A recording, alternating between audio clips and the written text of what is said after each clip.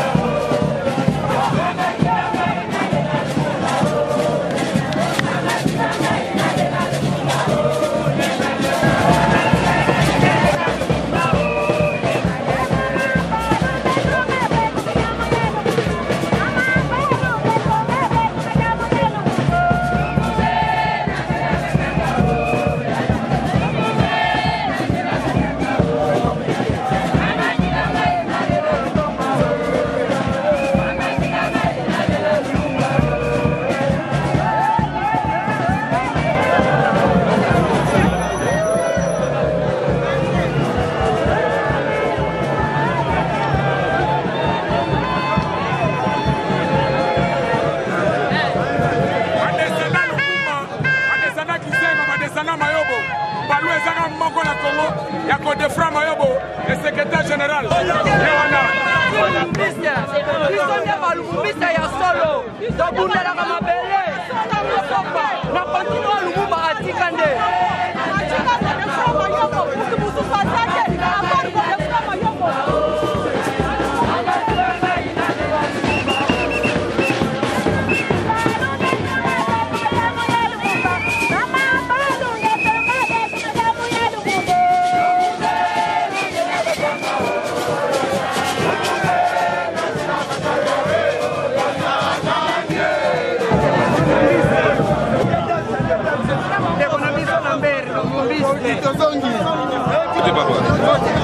Tomonyo awa joua lina Lumumba zongi awa esengoneza nini oza muda parti ni nazali ya parti Lumumba certifié Palou esengoneza nini ndenge lelo tota Lumumba zongi na bele bakoko naye oui nazani esengo plus de 60 ans tosalaki toyokaki ke babomaki mokonzi na biso Lumumba oyo cofondateur ya Palou mais son excellence le président de la république ake kokundula esika na bato babomaki ye parti accord lokola ye nazani esengo na coutume ya bantu tolela po kokunda toyeba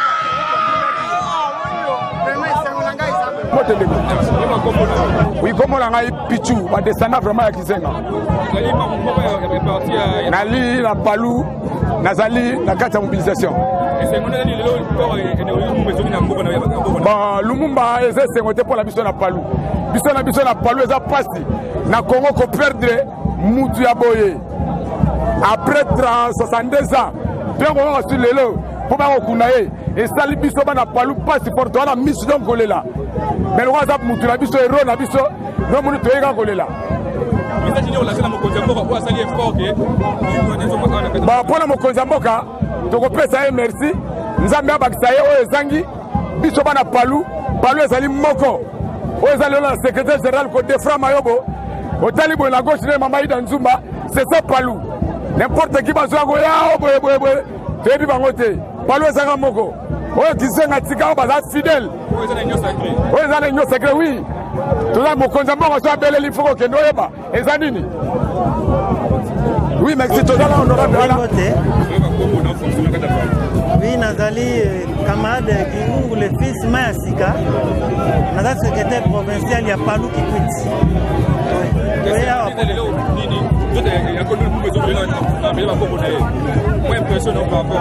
Oui, Namboka nyonso soki mokonzi akufa bien noko akufa eke bakunda ete ezala toujours malédiction na mboka. Yango moni tosali bambula ebele, bato ya mayele ebele, Kongo ezozonga nsima pasi moko ya kufela mboka tokunda ete. Alors merci na président Félix Tshisekedi ndenge azwi likanisi lelo ya kokunda Lumumba na kati ya mabele na ye eza délivrance mpona bana Kongo. Parce bana Kongo balongoli botutu oyo ekangaki Kongo banda bambula na bambula. Lelo tokundi moko na biso papa na biso na kati ya mabele na biso bato ya mayele bakoyebana balisansie bakoyebana mosala ekokende liboso pasi tolongoli botutu ekangaki Kongo. Voilà. Bon, mode de Palou ezaka ke bana Congo ndenge tozi lelo tokundi Palou nde ezali bana ya Lumumba. Héritier spirituel ya Patrice Emery Lumumba eza Antoine Gizenga nde atika Palou. Lokola atikeli biso Palou lelo oyo Gizenga kei totikali na secrétaire général oyo a remplacé Gizenga eza M. Godefroid Mayobo. Biso nyonso tokotosa ye ndenge tobande kotosa Antoine Gizenga.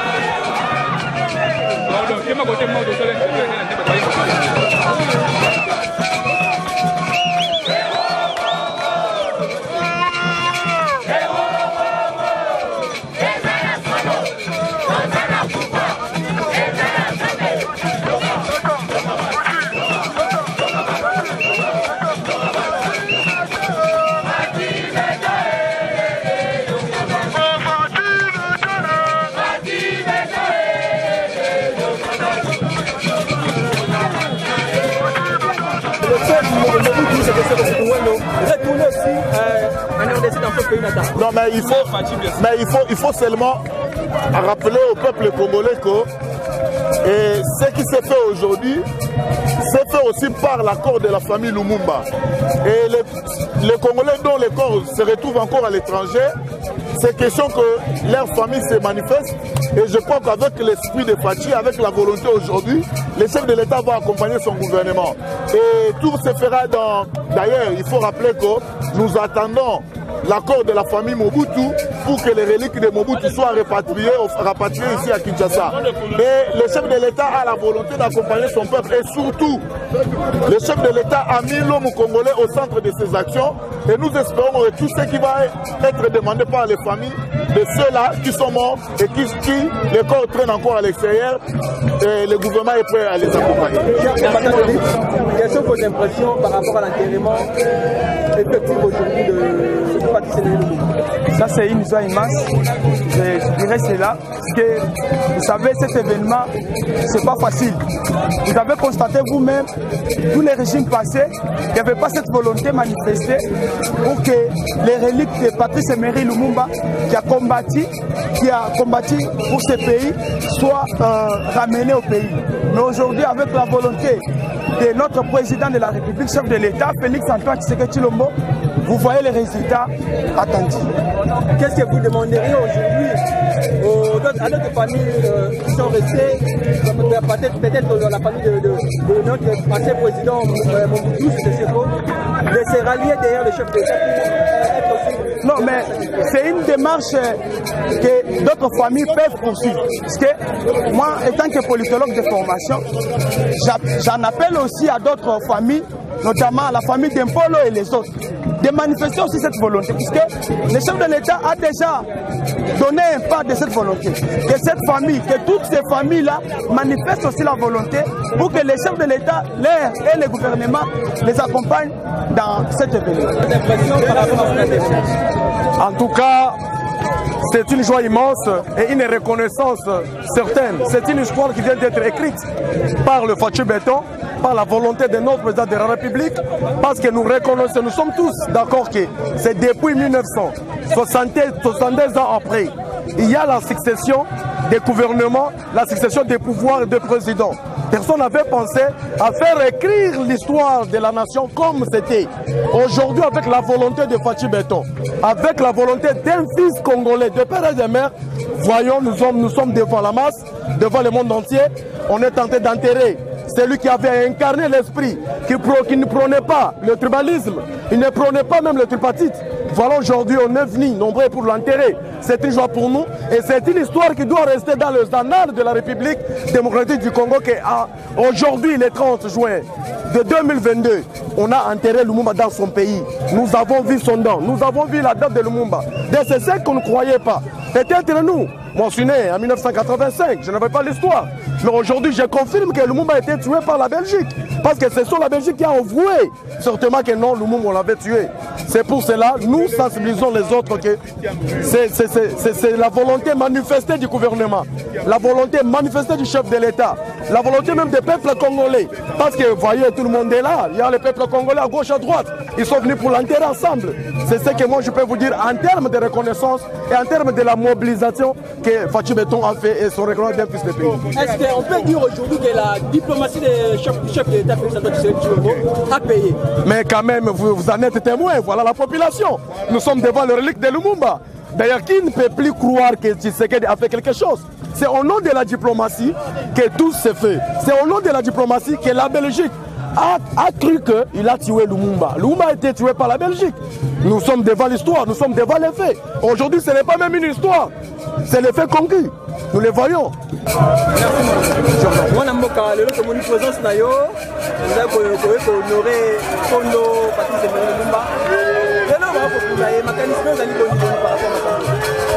L'impression la biso eza malamu toza na esengo monene po ete 62 ans après indépendance na biso Fachi Beton, le béton national afungoli motema na ye a accompagné le gouvernement na ye pour que tu récupérer par relique, il y a le tout premier ministre de la République et puis l'autre Salamatanga na ye to lobalelo que enfin il est sur la terre de ses ancêtres ape manakimia po ete sika kokende alobela pe mboka na biso. Donc esengo na biso eza ya munene eza makasi yango moni biso nyonso réuni awa mpona to accompagner chef de l'État na enterrement ya tout premier ministre na biso Kondo Emery Patrice Lumumba.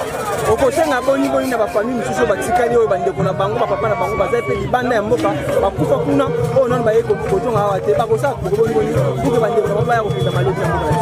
Tokosenga na ba famille nyonso ya ba père de l'indépendance sala ki pona mboka oyo na bakufi musika ya mboka oyo ba se manifester na gouvernement na président de la République ako accompagner ba po asia sala ki yango pona premier président na biso Joseph Kasavubu esalema qui déjà na Congo central asali yango pe pona Patrice Emery Lumumba. Donc j'espère que pona ba ope batikali akosala yango il suffit seulement ba se manifester président Fachi Beton azala motema ya kozongisa bandeko na nyonso ba prédécesseur na nyonso na mabele ya bakoko po basimbana batelemisa Congo. Un petit message ba Congolais banso tosengi na bino tosala makasi bisika banso tozali to accompagner son excellence monsieur le président de la République chef de l'État Fachi Beton Félix Antoine Tshilombo Tshisekedi po ete makambu oyo nyonso azala ngo comme vision a réaliser yango na kati na mboka oyo ye moko akokoka te soki biso nyonso tosimbi ye nde mboka oyo ekotelema. Donc moto na moto esika azali na musala ozosala telema poser acte sala geste pour nous manifester accompagnement na yo na chef de l'État pour que mboka oyo et redorer lisusu na ba blason nango et redorer lisusu na couleur nango pe na image nango ezalaki nango na kati ya monde. Jambo monsieur journaliste. Tomonio lelo awa esiko wapi bako kuna Kondo Patrice Emery Lumumba makanisi na yo na evenema mokolo lelo mela kishwa hii. Ya kwanza tunashukuru, tunapatia asante sana kwa kiongozi wa nchi wetu Félix Tshisekedi Tshilombo kwa ile mapenzi alipata juu ya kurudisha maiti ya hero national. Bale batu balikombana juu ya sisi wana Kongo kupata independence mu 1960. Nikubale kwa bale batu njolo tuko na Emery Lumumba depuis alikufaka hakuna hata mtu moya alipachaka akili ya maiti yake irudi hapa Kongo, wana Kongo wote wamulie. Vraiment leo ndio tuko na furaha sana ni juu ya Félix Tshisekedi kwa diplomasi yake payante, anafanya diplomasi payante na wayomba wetu wa Belge. Leo maiti yake inakuya hapa, lino yake inarudi hapa Kongomani. Leo tuko hapa mbele ya échangeur sisi wote wa Kongomani wa Kinois en particulier en général toutes les bakongomani wote tuko nalia hero national wetu Emery Patrice Lumumba. Asante sana kwa kiongozi wetu wa nchi president wetu Félix Tshisekedi Tshilombo mwana Kongo de 100% de père et de mère. Kwa wengine walikuwa wa president kui nchi yetu hawakuwaza hata ya kurudisha maiti ya Emery Lumumba. Leo tuko na furaha sana, leo tuko nalia Emery Lumumba na familia yake biologique wanafurahi. Kesho itakuya Désiré Mobutu, tutamulia tena hapa Kongomani eko pale ku Maroc. Naanza kwa diplomasi ya kiongozi wa nchi, tutalia tena wana Kongo kama president de la République. Ni kusema ke sisi wote wana Kongo tuombee kiongozi wetu wa nchi. Mungu tuombee kiongozi wa Mungu wetu Félix Tshisekedi. Mungu amubariki, amuchunge juu kwa mapenzo na akili ile eko nayo mzuri juu ya development ya Kongo.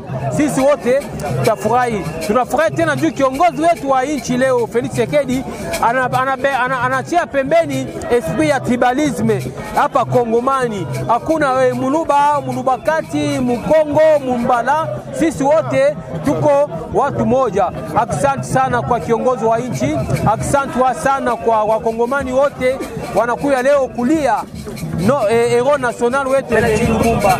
Sisi wote dabo mara menjani lisa kijila fumo wajitunga bikole bwajinanga jijimulesha ku peuple congolais yonso bwalu Patrice Emery Lumumba kujumu yakatonga chile indépendant bwa peuple congolais kuikala indépendant nango atonga chije indépendant ba américain ba jingi bwani ba mo éliminer nango ba président bonso badwe hita kaba vuba raisonner Emery Lumumba to nango président Fati Beton mumuji yeye munanga bwase bana bonso bajitunga badi bafahambe lo hajitunga balukila mu malaba bakako hapo bwalu na shikwetu kutuji bafumeko muntu ye mufuila yer baba mbula na shisuki yenda nashi bulaba bwenda bwahalukita baloko mufikisha mu musoko wabo mujiba tu ba américain ba belge bita bujo bwa kutuhesha meno alumumba to ameni Lumumba bwalukiji mujitunga jabo jivumuke ba indépendant bwase anyi mawenda asomba mujitalala mujitunga jabo ade hajiuya meno alumuke chiji bahinga chiki meno to bahinga je mwakulu alumumba bwane aya endo akwile jitunga ja Congo. Jani.